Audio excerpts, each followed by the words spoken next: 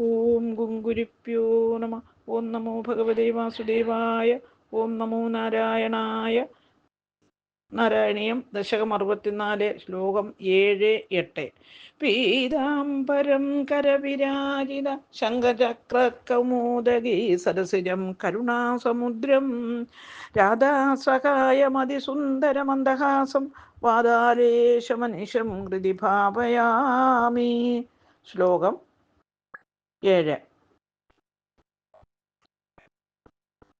സസംഭ്രമം തേന ജലാദിവേന പ്രപൂജിതസ്ത്വം പ്രതിഗൃഹ്യദാതം ഉപാഗതസ്തം ക്ഷണം ആത്മഗേഹം പിതാവദന്തം ചരിതം നിജേപ്യ. അന്വയം, അർത്ഥം.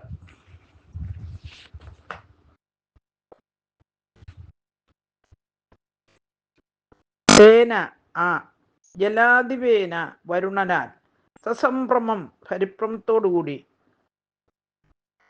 പ്രപൂജിതം സംപൂജിതനായ, ത്വം അങ്ങേ, താതം പിതാവിനെ, പ്രതിഗൃഹ്യ തിരിച്ച് വാങ്ങിയിട്ട്, തക്ഷണം ഉടൻ തന്നെ, ആത്മഗേഹം സ്വഗൃഹം, ഉപാഗതക മടങ്ങിയെത്തിയവനായി തീർന്നു. പിതാ നന്ദഗോപർ, തച്ചരിതം ആ വൃത്താന്തം, നിജേപ്യ തൻ്റെ ആളുകളോടെ അവതത് പറഞ്ഞു. ഹരി. സാരം: സ്വഗൃഹത്തിലെത്തിയ ഭഗവാനെ പരിഭ്രമത്തോടുകൂടി വരുണൻ സത്കരിച്ചു. ഭഗവാൻ പിതാവിനെ മടക്കി വാങ്ങി സ്വഗൃഹത്തിലേക്ക് പോരുകയും ചെയ്തു. നന്ദൻ സ്വജനങ്ങളോടെ ആ സംഭവം വിവരിച്ചു. ഹരി. ഓം ഗുങ്കുരിപ്യോ നമ.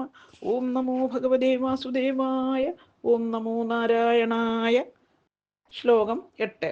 ഹരിം വിനിശ്ചിത്യ ഭവന്തമേരാൻ ഭവൻപദാലോകനബദ്ധതൃഷ്ണാൻ നിരീക്ഷ്യ വിഷ്ണോ പരമം പദം തും ദുരാപമന്യേസ്ത്വമതീദൃശസ്ത്വാൻ. അന്വയം, അർത്ഥം.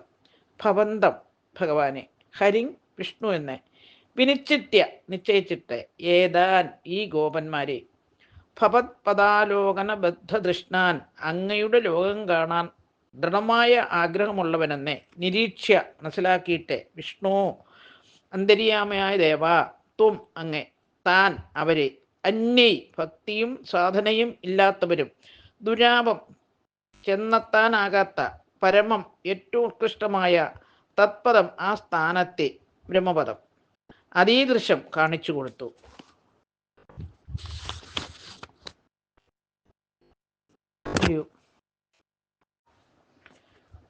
സാരം: അങ്ങ് മഹാവിഷ്ണു തന്നെ എന്ന് നിശ്ചയിച്ച് ഗോപന്മാർ തൻ്റെ പരമമായ പദം ദർശിക്കാൻ ആഗ്രഹിക്കുന്നവരെന്നറിഞ്ഞ് അവരെ ആ പരമപദം ഭഗവാൻ കാണിച്ചു കൊടുത്തു. ഹരി.